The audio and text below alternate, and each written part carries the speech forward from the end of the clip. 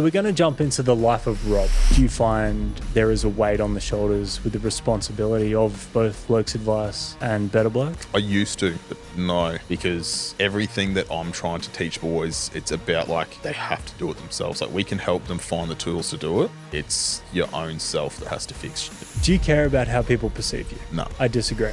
No. Something we haven't spoken about is your culture. My culture. You're probably going to shock a lot of people. Tell us, what is your culture? This is going to upset a lot of people because... Welcome to the Better Bloke Podcast. I'm Matty. I'm Rob. And we're just a pair of average blokes on a mission to try and be a little bit less average. We're going to speak about all things highs and lows of what it feels like to be a bloke, plus speak to some legends along the way about what it takes to be a better bloke. Let's get stuck in. 29 episodes into the Better Bloke project, and you've probably learned a thing or two about us, but we haven't really spoken too much about us as people. So we're going to jump into the life of Rob. Yeah, I'm nervous about this one. Yeah. We've spoken a lot about vulnerability, your favorite word. Can't stand it still. And look, I'm not saying we're going to try and make you be vulnerable, but we are going to sort of jump in and, I guess, learn more about you. I mean, maybe. I don't know, because you've been working behind the scenes speaking to some of my loved ones. I did. To get questions, or I don't actually know what we're doing.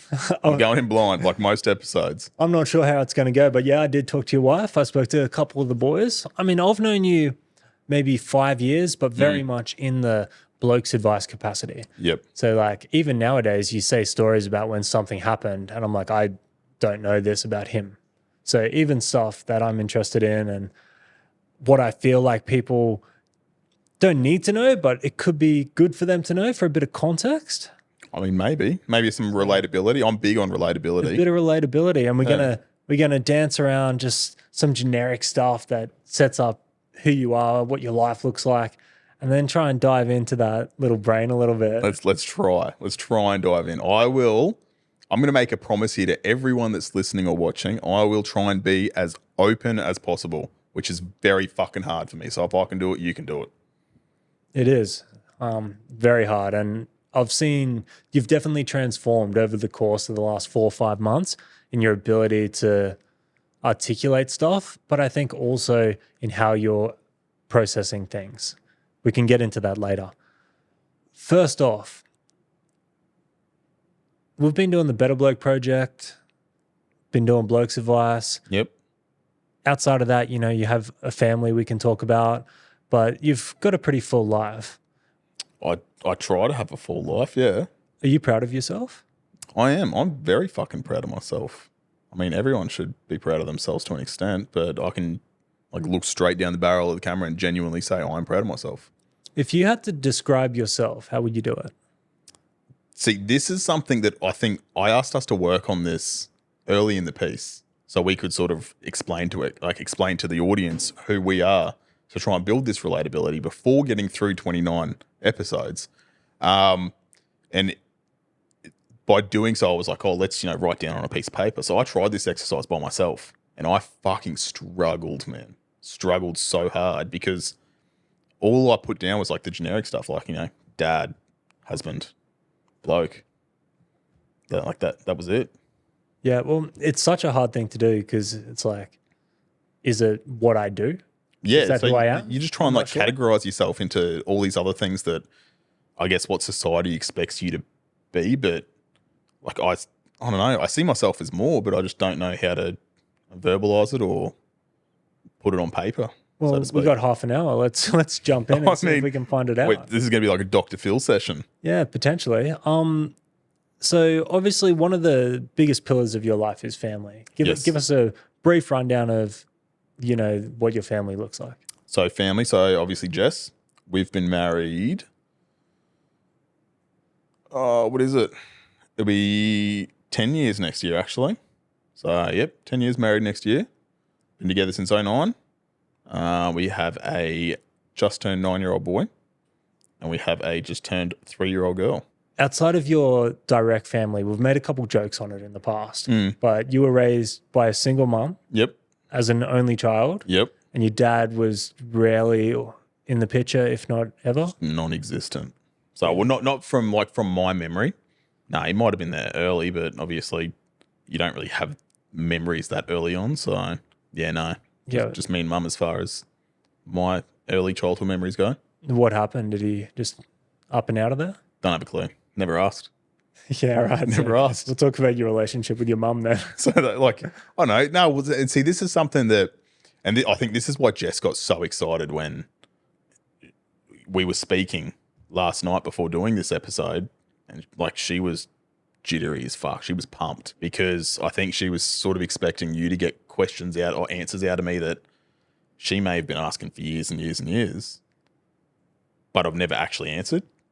So with that, like, I don't know, I've never asked mum what happened because that's not my business.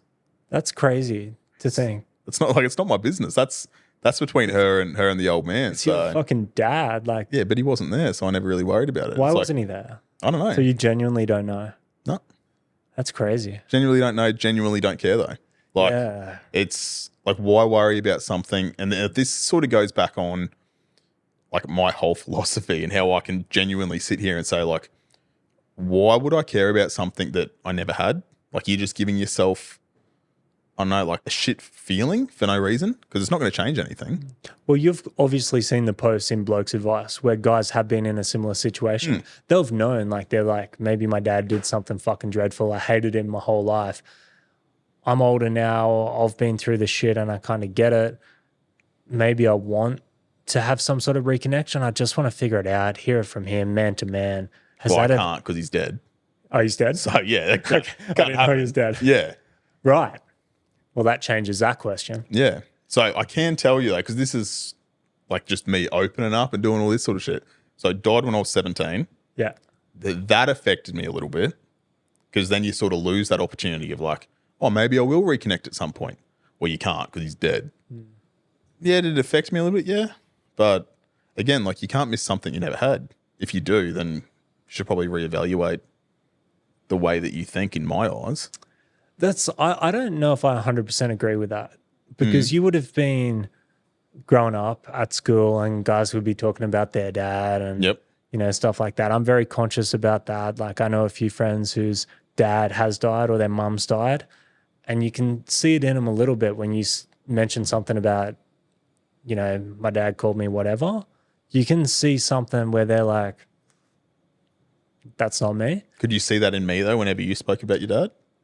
No, not now. It's like, because I genuinely believe that, yeah, like, I don't. But as a child, like growing up, yeah, I don't know, maybe. Like, it might have affected me significantly, but I don't know. It comes back to like our episode of a few weeks ago.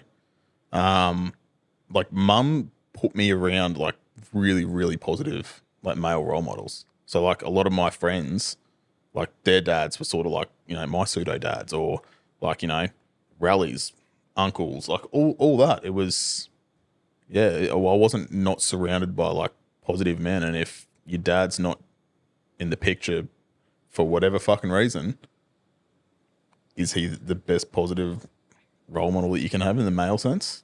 Probably not. Probably not. So yeah, you grew up with your mum. Only child, so there was no other kids around. No. So I guess it was your mum against the world a little bit. How's your relationship been with your mum throughout, I guess, your whole life?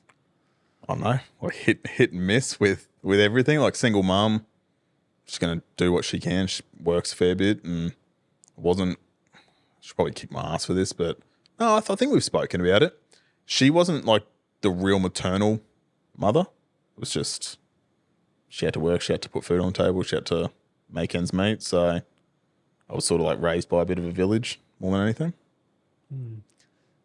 I think because you're a practical guy, you can appreciate that your mum did what she could. Oh, 100%. Like, did more than she could have. Like, she crushed it. So yeah, shout out to the mums that are doing it on their own. But in saying that, I think you probably recognize that the emotional connection side of things. Oh, yeah, it's shot to shit. Yeah. Shot to shit. And you know what you're like now.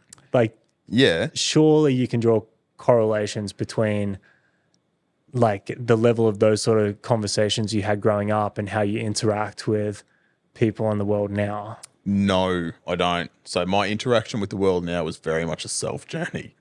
So I used to be like a real emotional little kid, like really fucking emotional, probably too emotional in my own eyes now. But now I may have gone too far the other way. I don't know. Maybe.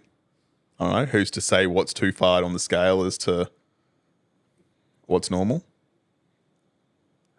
How about your grandma? She was a big part of your life? She was. Did you have a more, I guess, open bond with her? Up until she probably like got dementia and Alzheimer's, yeah. But until then, like once that sort of happens, then I don't know. This is probably more like me showing my heartless side, and then like it's like a little bit rough. But like once someone loses themselves as like if they're going through Alzheimer's or dementia, I didn't see her as like the nan that I grew up with and she helped raise me and all that sort of thing. It was like it was just the body, like the mind was gone. Yeah, that's not abnormal for people to do. No, I think that's a pretty normal thing. But was that the first person you kind of lost? I'm trying to think. No, like one of the boys, like first person in the family or first person close, or I guess your first time dealing with losing someone, so family or outside. Nah, see, outside, like we had losses, like friends of family, like pretty early on, but like it's direct family because you can't really count like the old man because I went to his funeral and shit, but there was no real connection there, and then went to like Arnie's on his side's funerals before that, and like yeah, I've been to like heaps of funerals and had heaps of loss and all that sort of stuff, but I don't know, yeah. No, I'd experienced losses before her. Yeah.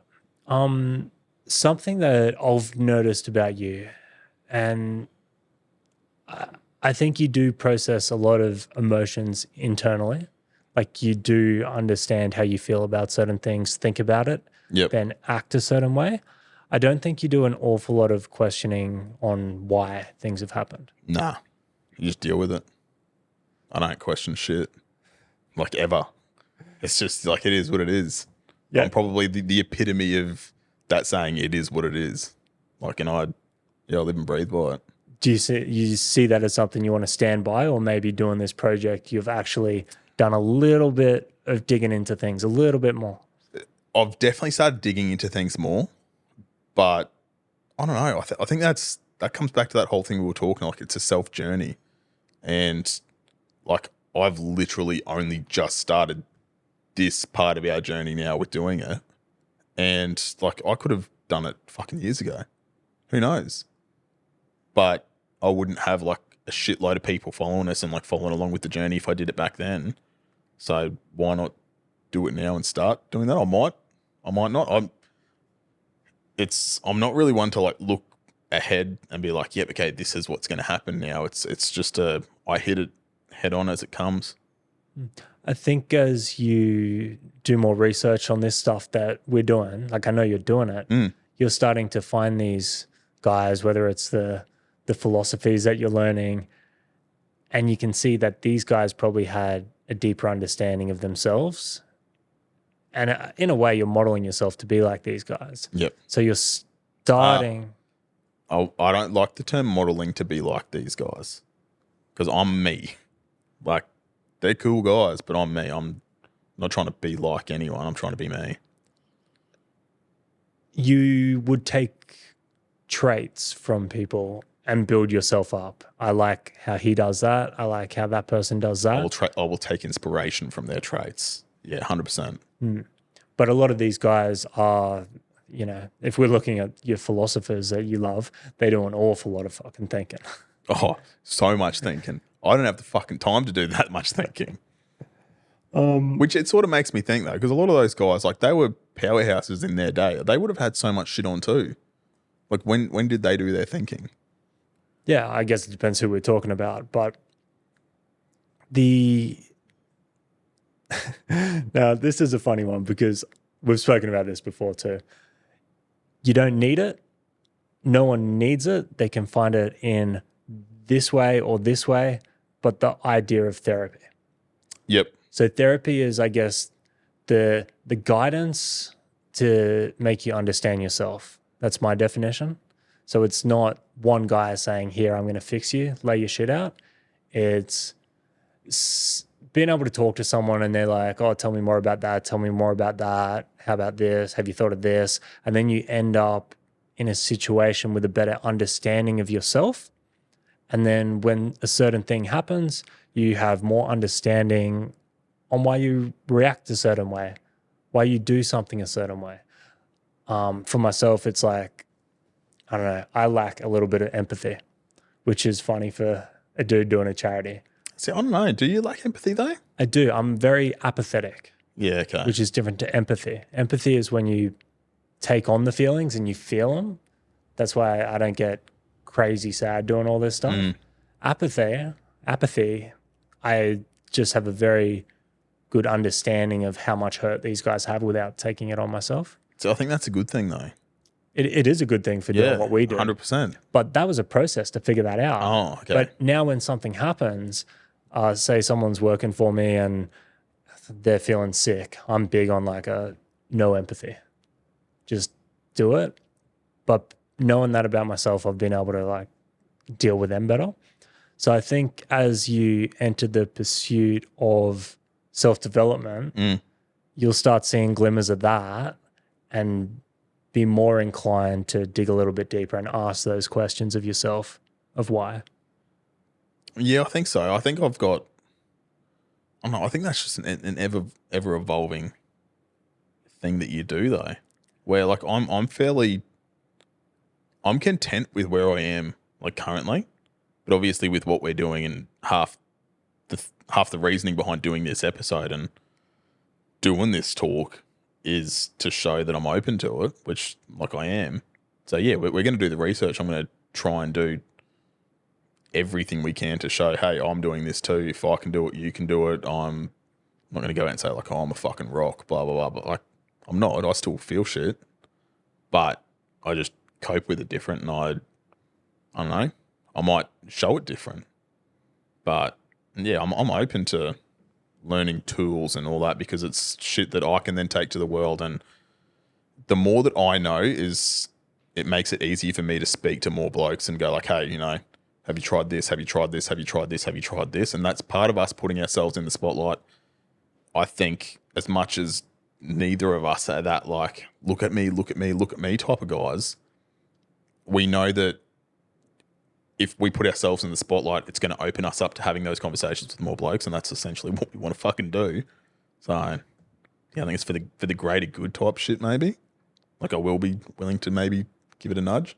Yeah, I think you've taken on being in, not that we're massive, but the spotlight and taken on a sense of responsibility from that. It's definitely a responsibility. So going off that, like you've kind of just kickstarted your fitness journey again. Mm-hmm. Right? You can recognize that with all these people looking at you and you telling them things, that might have been an area that you were lacking a little bit. Yes. So like mentally, rock solid, super fit. Like I'd run a fucking marathon in my head.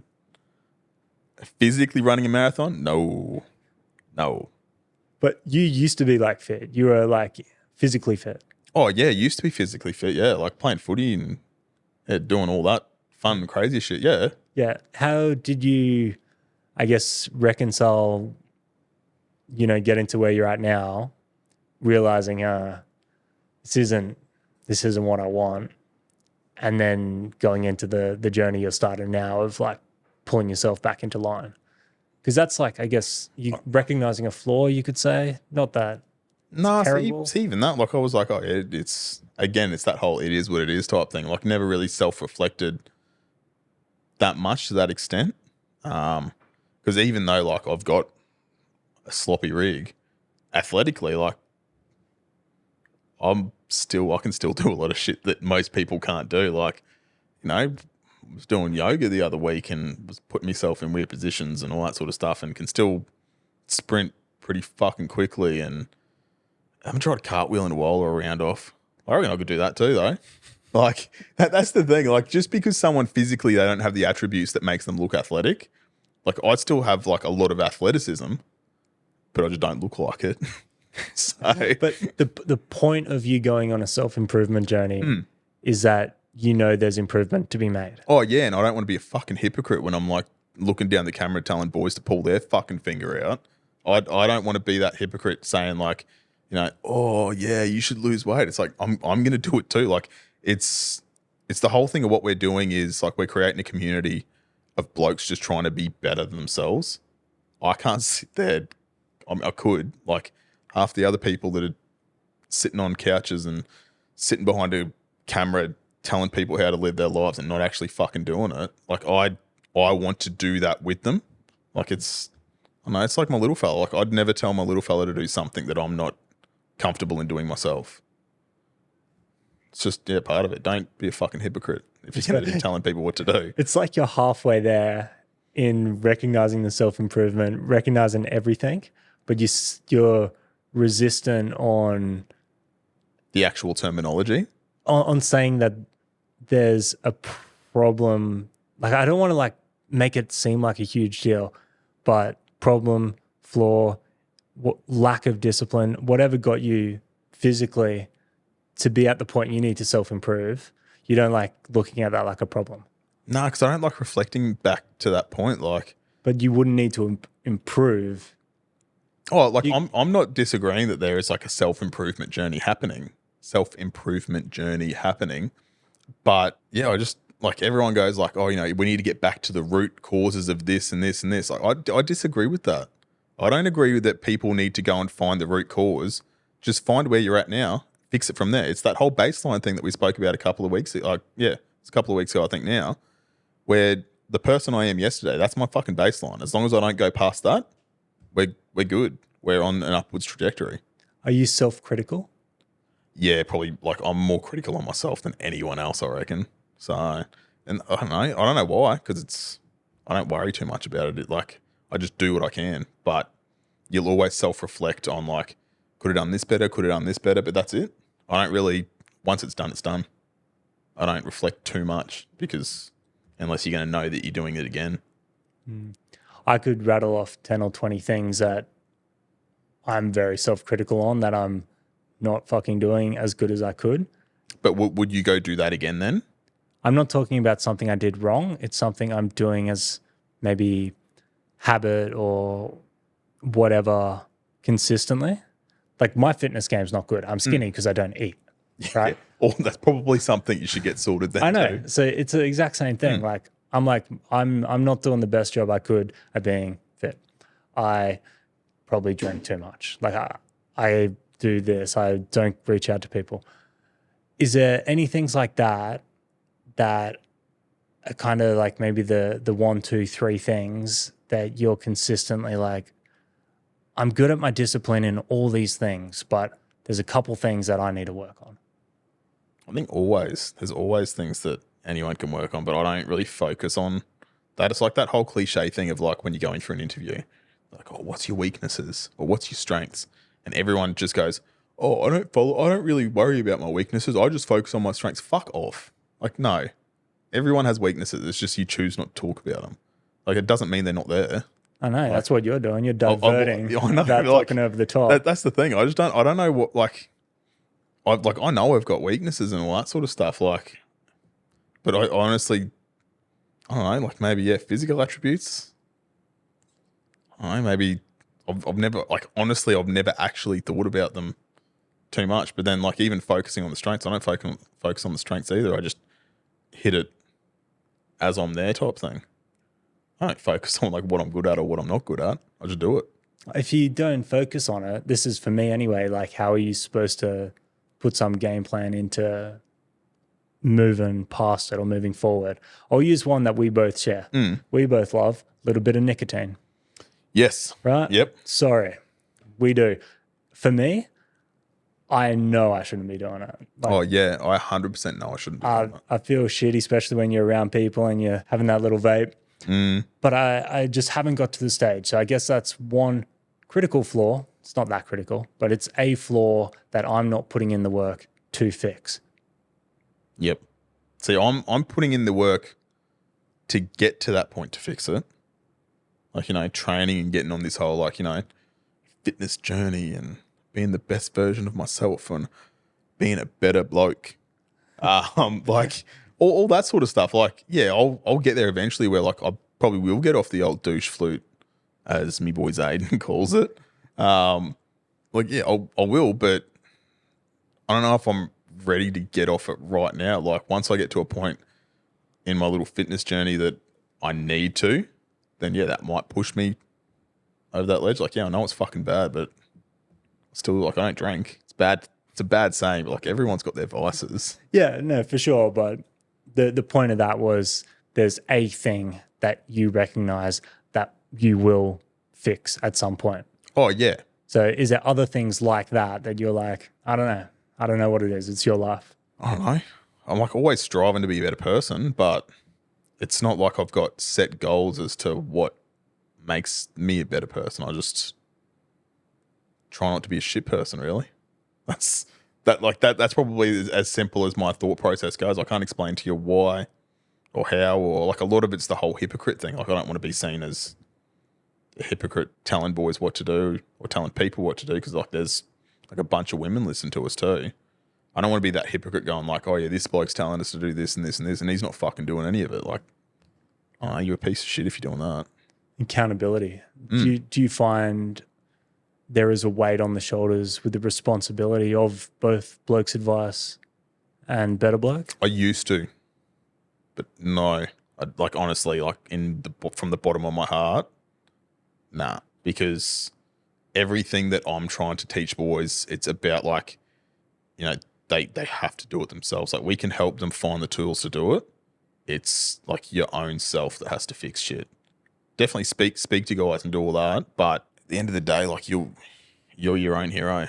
You've opened up more in this podcast than we sort of ever have before, which is cool. I'm trying. You're trying. Yeah.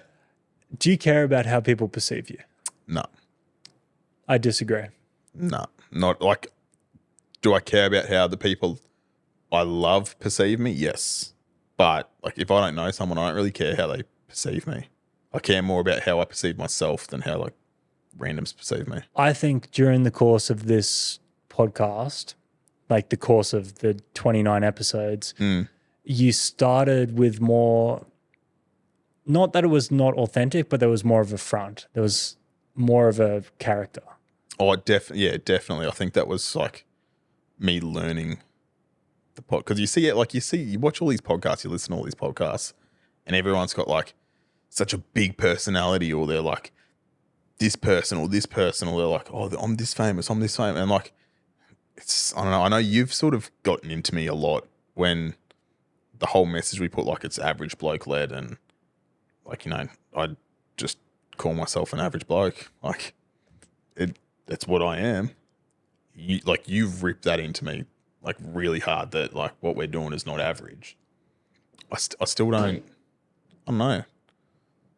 I still don't see like myself as doing anything more than what the average person should do, even without trying to be like that dickhead, humble guy type thing. Yeah, watching you do the elevator pitch to that bloke in Sydney on what is Blokes Advice, like, really not selling it because you were trying to be humble about it.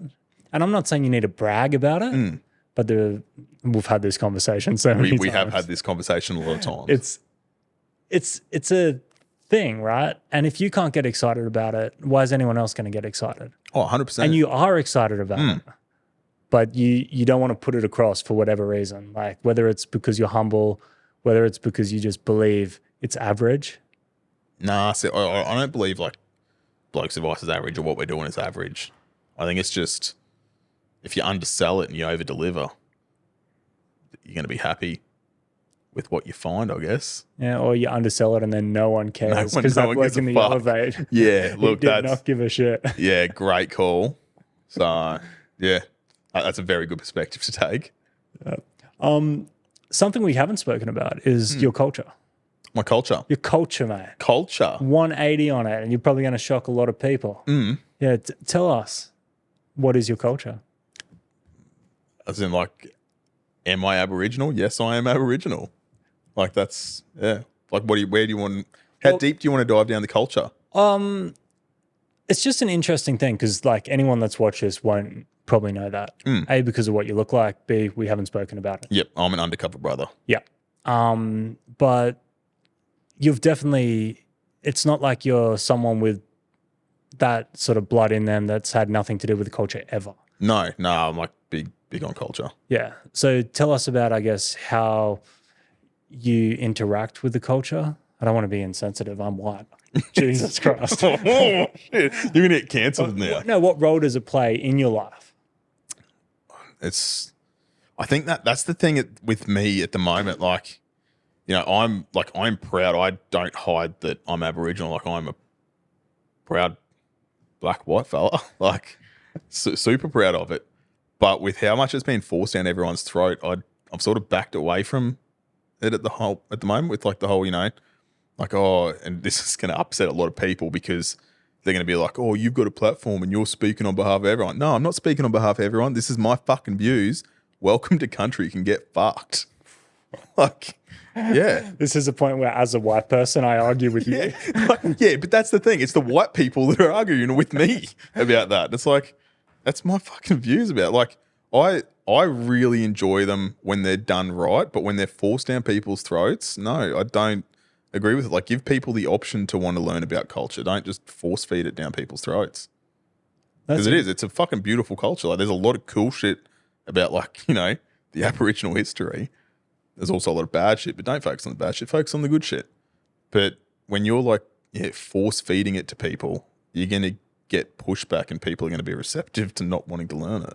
So you're pretty anti-victim mentality in the sense of people using circumstances to justify their position indefinitely.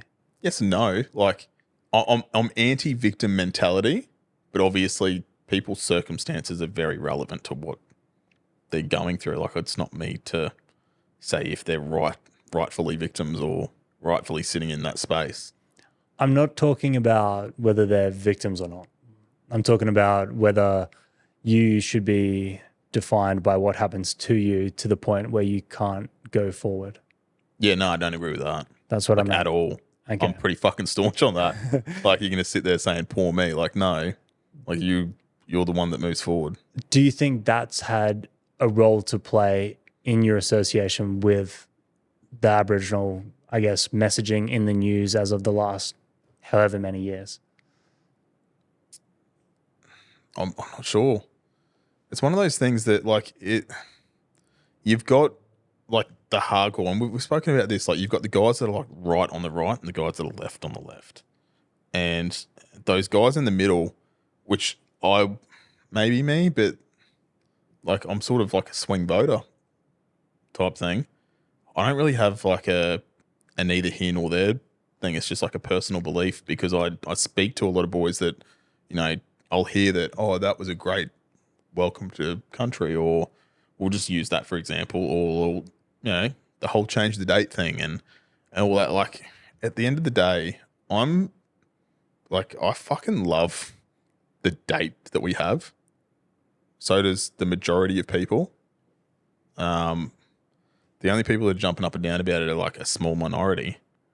And what happens if you do change that date? Like, is that just going to start a snowball effect of things rolling on, which I think at the end of the day, we're all Australian. Like, you can be like our mate Nelson that was on it. You can be Venezuelan Australian.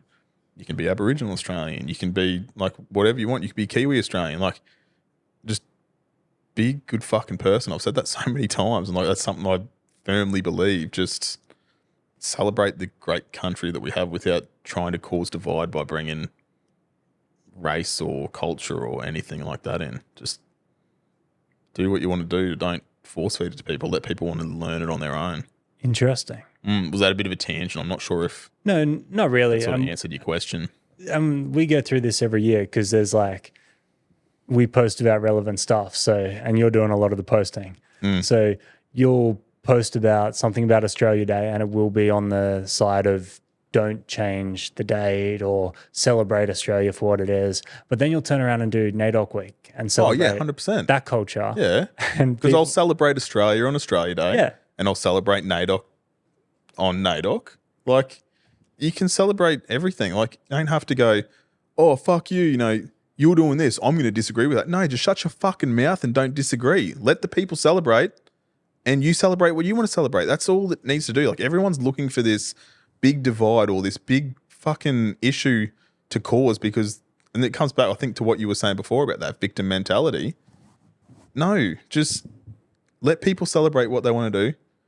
You can celebrate what you want to do. You don't have to kick and scream. All you're doing by doing that is like you're bringing more highlight to what they're doing, and that's not what you want to do.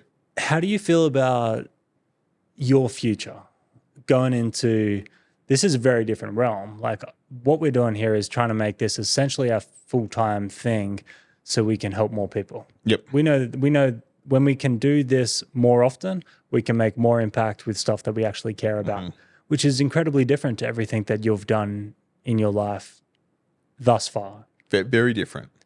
How do you feel about that? I mean, I'm excited. I hope it works.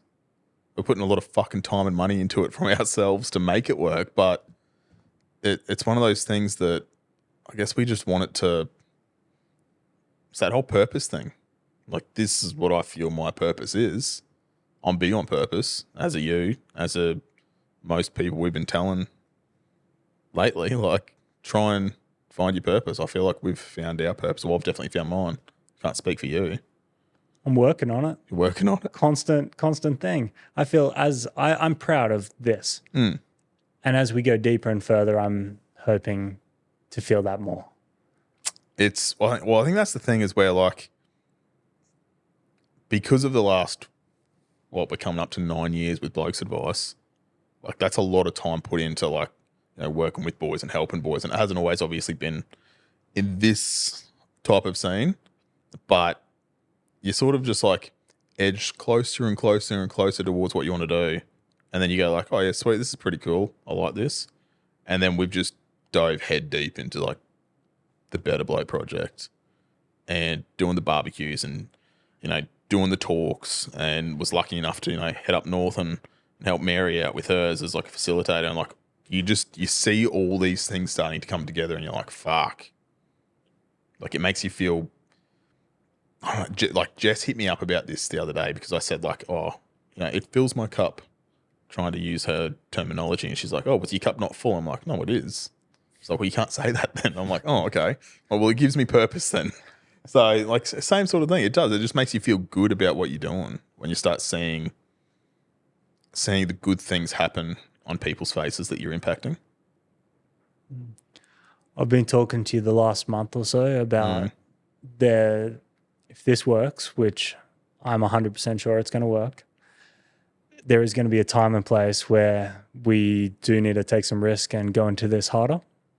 At this stage, like we say, we're burning the candles at both ends. Both ends. We're doing weekends, we're doing night times, we're doing all sorts of stuff.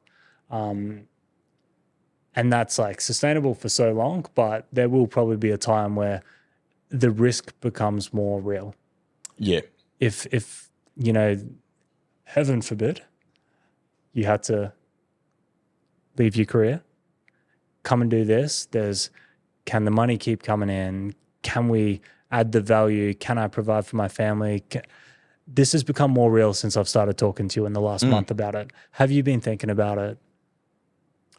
Probably not as much as you have. Like, definitely not. Like, yeah, I've been thinking about it, but I haven't really given it any thought as to, like, you know, how do we make it sustainable? What do we do to add value? Because at the end of the day, my whole goal with this is to, like, bring value to other boys and, like, you know, do our bit as much as, and this is probably you're gonna hate hearing this. It's as much as, like, we're trying to bring the suicide rates down.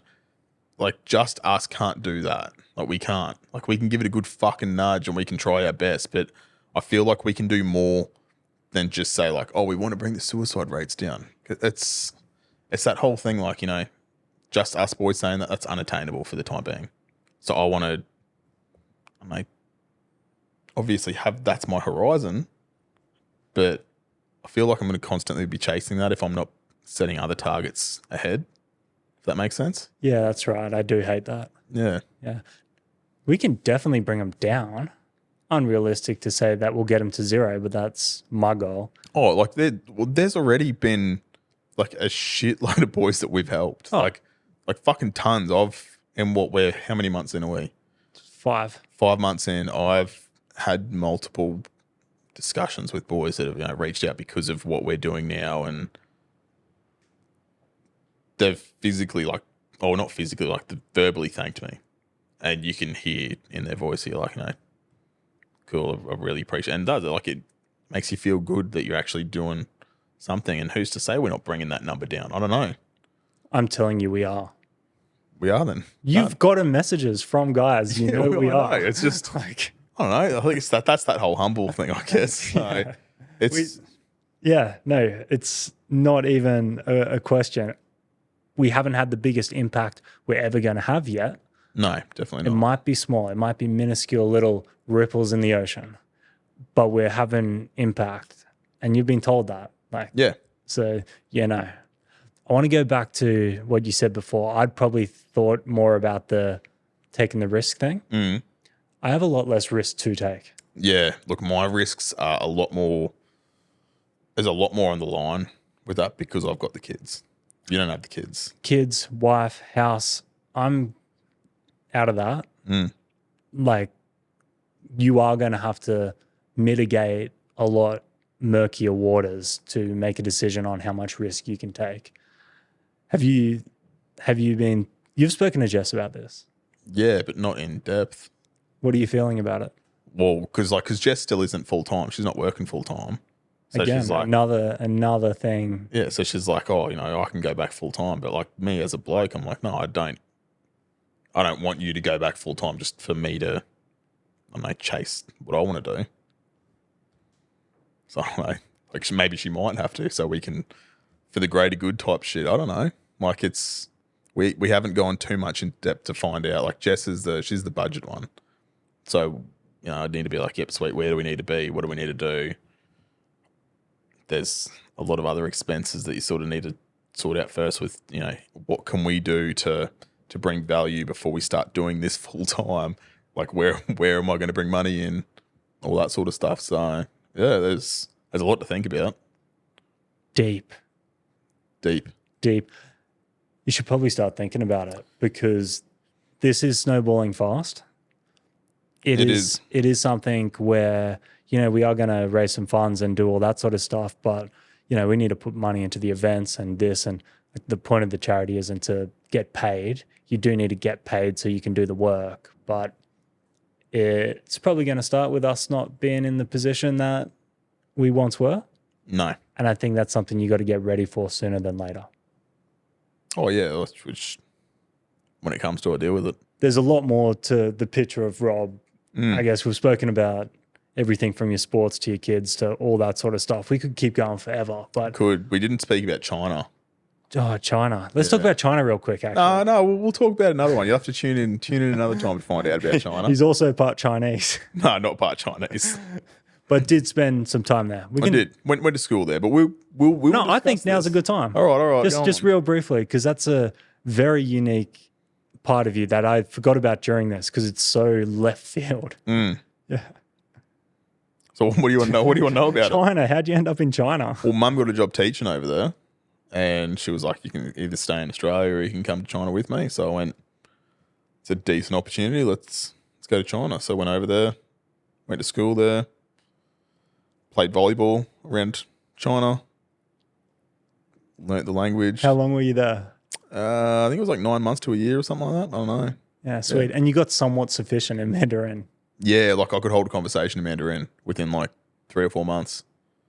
And then it's just fucking gone. You pick it up really, really quickly. Well, it's much like Nels was saying last week that he immersed himself in the language of learning English. And that's how he started picking it up really, really quickly. When you are living in an environment where all they speak is Mandarin, you quickly learn okay, yep, sweet, I can practice it on the reg and do all this sort of stuff. You pick it up very, very quick. As soon as I came back to Australia, gone. Just disappeared. Cool. That's a fun nugget of info. A good little nugget of info. Lived in Wuhan. In Wuhan, too. Yeah. I forgot about that as well. Wild times. But thanks for sharing. I think this has been a good little introduction to, I guess, personality. Getting to know you a little bit better. Part of it. We'll have to do you next. We'll do me at some point. Yep. Yeah. So thanks guys for watching. If you've made it this far, we actually just went live with fundraising. So it's the first time we've done it. We've not asked for money. We've funded this whole thing ourselves. But if you hit the link in the description, it'll take you to the website, show you what we're actually doing with this sort of stuff. And it just helps facilitate it, because as it gets bigger and bigger, we can't fund this ourselves forever. No. Yeah. So, but yeah, like Matty said, hit the link, follow all the buttons, and you'll see if you can help. We'd really appreciate it. If you can't help financially, hit follow, sub, leave 5-star reviews on all the socials. That is a free way of supporting us, and we really appreciate that. It helps get our message out. I think that's pretty much it. Linktree, Instagram, Facebook, YouTube, Apple, Spotify. Round us out with your favorite All of tagline. it. And as always, be better. Thanks for tuning in to today's episode of Better Bloke. If you got anything out of it, show some love by dropping a 5-star review below. If you want to learn more about everything we're doing, head to the description, hit the links, and follow us on the socials. If you want to learn more about the project, head to betterblokeproject.org.